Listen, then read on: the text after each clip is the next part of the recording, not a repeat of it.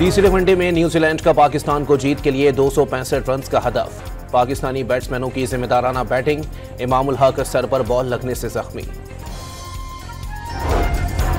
ओकाड़ा के मकान में आग लगने से बहन भाई जाँ बहक हो गए, तीसरा भाई शदीद जख्मी।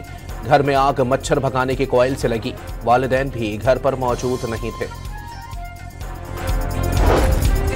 कराची के इलाके एहसनाबाद की फैक्ट्री में आग बुझाने की कोशिश में फायर फाइटर जान से गया। गत्ते की फैक्ट्री में लगी आग पर काबू पा लिया गया।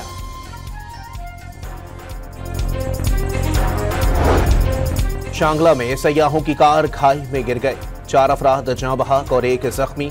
मरने वालों का ताल्लुक मुल्तान से है। कराची के इलाके पाकिस्तान बाजार में हवाई फायरिंग के दौरान मासूम बच्ची को जख्मी करने वाला मुलजिम गिरफ्तार।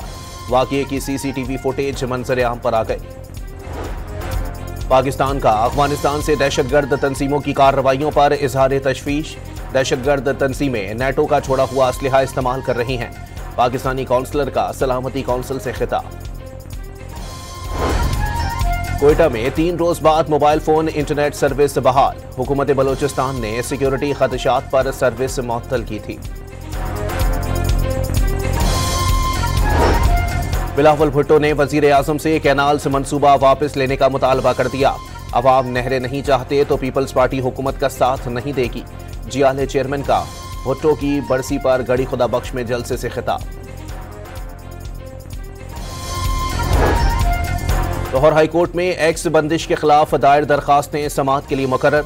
चीफ जस्टिस आलिया नीलम की सरबराही में 3 रुकनी बेंच 8 अप्रैल को समाअत करेगा। और महकमा वाइल्ड लाइफ ने डीजी खान में स्मगलिंग की कोशिश नाकाम बनाते हुए 110 बटेरों को तहवील में ले लिया।